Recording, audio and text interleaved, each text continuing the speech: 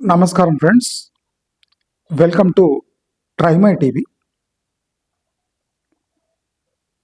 Donald ట్రంప్కు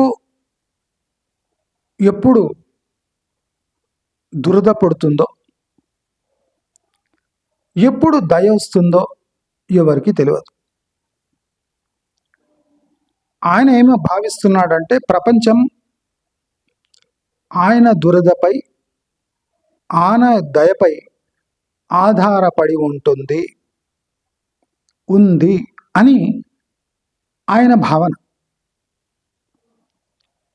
అదే భావనతో ఇరాన్పై దాడి మొదలుపెట్టిన ఇజ్రాయెల్ అమెరికాను పెద్ద అన్నగా భావిస్తూ ఆ అన్నను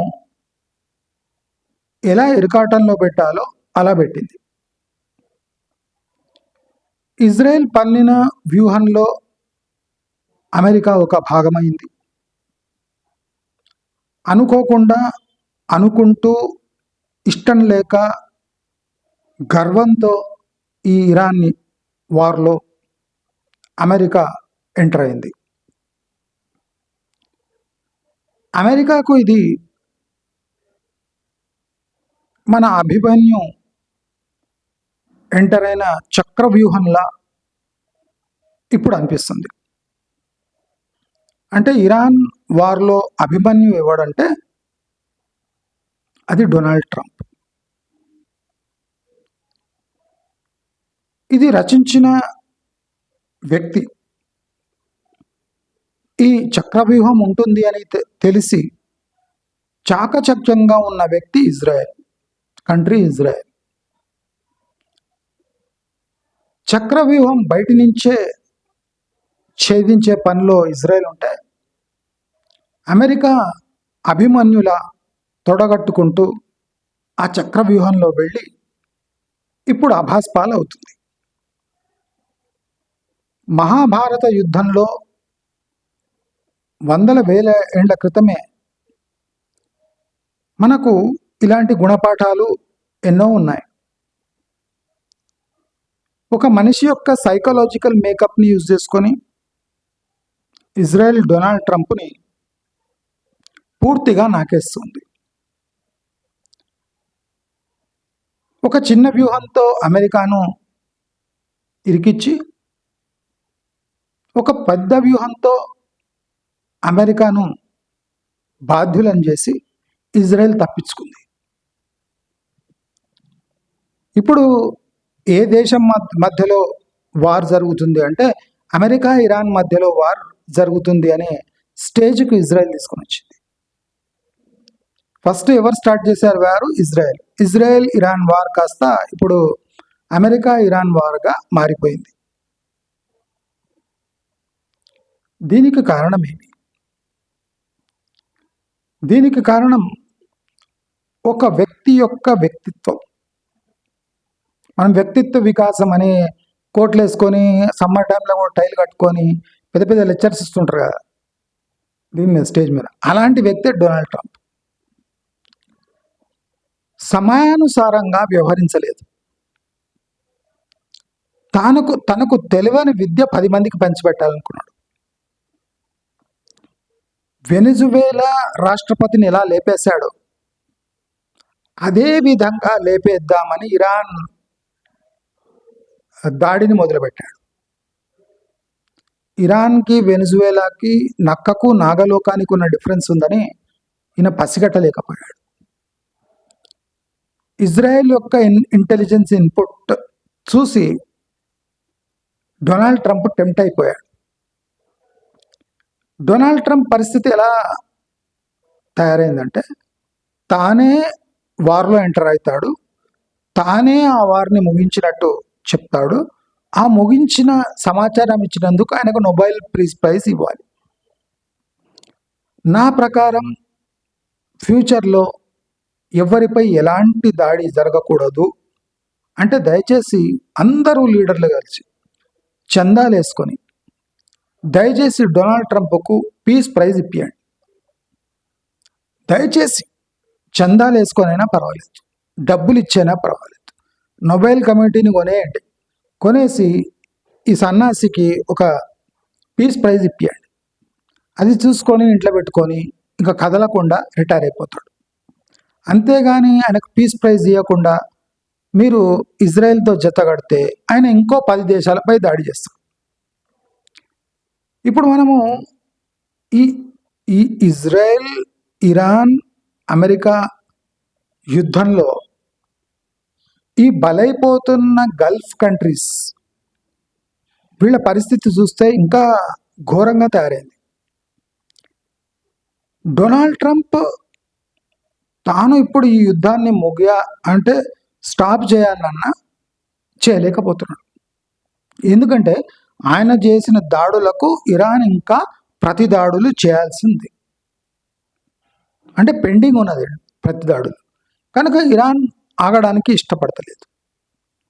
అయితే ఇప్పుడు డొనాల్డ్ ట్రంప్కు ఏ దేశము మద్దతు ఇస్తలేదు, ఎక్సెప్ట్ యూకే, ఇజ్రాయెల్ తప్ప ఏ రెండో దేశము దాన్ని ముట్టుకోవడానికి రెడీగా లేదు. ఎందుకంటే ముట్టుకున్నాయంటే ఇజ్రాయెల్, ఇరాన్ ఆ దేశాలపై కూడా దాడి చేసే సంస్కృతి ఉంది కాబట్టి భయపడి ఎవ్వడు ఆ అంశమే ఎత్తుతలేడు. ఎందుకంటే ఇప్పుడు కాదు, రేపు ఆయిల్ రావాలన్నా, ఎల్పిజి రావాలన్నా ఆ స్ట్రైట్ ఆఫ్ హోమూస్ నుంచే రావాలి. ఇరాన్ కోఆపరేషన్ లేకుండా వాళ్ళ కంట్రీస్ నడవవు అని అన్ని కంట్రీస్కి తెలుసు కాబట్టి ఏ కంట్రీ కూడా వీళ్లను సమర్థించే పొజిషన్ లేదు. అయితే ఇప్పుడు సడన్గా భారతదేశాన్ని రష్యా నుంచి ఆయిల్ కొనుక్కోమని ఒక సడలింపు, ఇప్పుడు అమాంతం ఇరాన్ దేశాన్నే చమురు అమ్ముకోండి అని ఒక సడలింపు, ఇది దేనికి సంకేతం? ఇప్పుడు ఇరాన్కి ఆయిల్ అమ్ముకో అనే సడలింపు ఎందుకు ఇస్తున్నాడు? దీంట్లో వ్యూహం ఏమి అంటే ఎవ్వడు ఆ స్ట్రైట్ ఆఫ్ హోమూజ్ కానీ అరేబియన్ సీలో తమ షిప్స్ తీసుకొని రావడానికి రెడీగా లేడు. ఇరాన్ని ఎదిరించే దమ్ము ఎవరికి లేదు. అనవసరమైన రిస్క్ కదా, ఒక మిసైల్ ఇస్తుంది, ఒక షిప్ని కొట్టేస్తే 1000 కోట్లు ఖరీదు చేసే షిప్ మునిగిపోతుంది. ఒక షాహిద్ డ్రోన్తో 1000 కోట్ల విలువ చేసే షిప్ని లేపేస్తున్నాడు. ఈ రిస్క్ ఎందుకు తీసుకోవాలని ఎవడొస్తున్నాడు? ఇప్పుడు వీళ్ళనంతా స్ట్రైట్ ఆఫ్ హోమూజ్ కానివ్వండి, అరేబియన్ సీలో రప్పియాలి అంటే అమాంతంగా ఇరాన్కే ఆయిల్ అమ్ముకునే స్వేచ్ఛ ఇచ్చేస్తే, ఇప్పుడు ఇరాన్కే డబ్బులు అవసరం, ఈ దేశాలకు చమురు అవసరం, గ్యాస్ అవసరం. కాబట్టి ఈ చమురు ఈ ఎల్పిజి యూజ్ చేసే దేశాల ఒత్తిడి ఎంత ఎక్కువైపోయిందంటే ఇంకా నువ్వు ముగిస్తావా లేదా నీ పనే అయిపోయేటట్టుంది, దయచేసి నువ్వు పక్క జరుగు అనే పరిస్థితికి వచ్చే స్టేజ్ వచ్చేస్తుంది. అంటే ఏ దేశాలు దాన్ని యుఎస్ఏతో కోఆపరేట్ చేయడానికి రెడీగా లేరు. వీళ్ళని ఎలా రప్పియాలి, అరేబియన్ సీలో ఎలా రప్పియాలి అనే వ్యూహాల్లో భాగంగా ఇరాన్కి ఆ గ్యాస్ కానివ్వండి, ఈ పెట్రోల్ కానివ్వండి, డీజిల్ అమ్ముకునే స్వేచ్ఛ అమెరికానే కలిగిస్తుంది. ఎంత విచిత్రం చూడండి. ఒక నెల 15-20 రోజుల నుంచి విపరీతమైన దాడులు చేస్తూ ఇరాన్ మటుమాయం అయితే కానీ మ్యాప్లో నుంచి మేము వెనుదిరగమనే యుఎస్ఏ ఇవాళ ఇరాన్కి అనుకూలంగా వాళ్ళ ఆయిల్, గ్యాస్ అమ్ముకునే స్వేచ్ఛ ఇస్తుంది. అంటే దీనికి ఏకైక కారణం ఏమంటే ఏ దేశము ఇప్పుడు యుఎస్తో సంబంధాలు పెట్టుకోవడానికి జంకుతుంది. ఇప్పుడు శ్రీలంకనే మొన్న ఫైటర్ జెట్స్ దింపుతాము రీఫ్యూలింగ్కి అంటే ఒప్పుకోలేదు శ్రీలంక. ఎందుకంటే ఆల్రెడీ శ్రీలంక దగ్గర వాళ్ళ షిప్ని లేపేసింది సబ్మెరీన్తో. ఆ అపఖ్యాతి ఉంది. ఇప్పుడు డైరెక్ట్గా అమెరికన్ జెట్స్ శ్రీలంకలో దిగితే ఇంకా శ్రీలంక పని అయిపోయినట్టు. జన్మలో కేప్ ఆఫ్ హోమూజ్ నుంచి ఆయిల్ శ్రీలంకకు రాదు, ప్రతి ఒక్క షిప్ని ఇరాన్ లేపేస్తుంది. ఆ భయానికి శ్రీలంక వెనుదిరిగింది. అలాగే అన్ని దేశాలు కూడా అదే పరిస్థితిలో ఉన్నాయి. అంటే అన్ని దేశాల్లో మళ్ళీ Arabian sea, cape of strait of హోమూజ్లో రావాలి అంటే ఇరాన్కే డైరెక్ట్ సరళింపిచ్చేస్తే సంతోషపడే అన్ని దేశాలు తమ షిప్స్ ఈ ఏరియాకి తీసుకొని వస్తే దాన్ని ప్రొటెక్ట్ చేయడానికి వాళ్ళ నేవీస్ కూడా వస్తాయి. అంటే మర్యాదగా అడిగితే వాళ్ళ నేవీస్ పంపిస్తలేరు అని డొనాల్డ్ ట్రంప్ ఇరాన్ని ఎరగాసి వాళ్లకు సడలింపులు ఇచ్చి ఈ ఆయిల్ని కొనమని చెప్పి, ఒకవైపు రష్యన్ ఆయిల్ ఇండియా కొనొచ్చట, అదో సడలింపు అయితే, ఏకంగా ఇరాన్కే సడలింపించి ఇప్పుడు అన్ని దేశాలు వచ్చి తమ నేవీ బేస్తో వచ్చి ఇక్కడ మీ షిప్స్ని మీరు రక్షించుకునే పని చేసి అసలు ఏం కాలేదు ఇక్కడ అనే స్టేజ్, అంటే అలాంటి స్టేజ్ దేవాలి.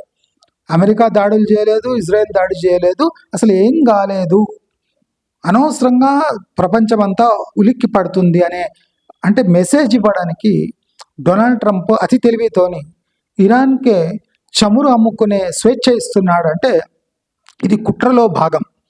అన్ని దేశాలని అక్కడ ఇరికిచ్చే ప్రయత్నం డొనాల్డ్ ట్రంప్ చేస్తున్నాడని మీ అందరికీ తెలియజేసుకుంటాం. ఇలాంటివి మరికొన్ని ఘటనలు జరగనున్నాయి. అందరూ అప్రమత్తంగా ఉండాలి. బయట జరిగేది లోపల జరిగేది చాలా వేర్వేరు సంఘటనలు కనుక అందరూ అప్రమత్తంగా ఉండి నిజాలు తెలుసుకొని సమతుల్యమైన భావన కలిగి ఉండాలని అందరినీ కోరుకుంటూ, మీకు మరిన్ని మంచి వీడియోస్ కావాలంటే ట్రైమై టీవీని సబ్స్క్రైబ్ చేసుకోండి, లైక్ చేయండి, షేర్ చేయండి. మరిన్ని మంచి వీడియోస్తో మళ్ళీ కలుద్దాం. అప్పటి వరకు సెలవు.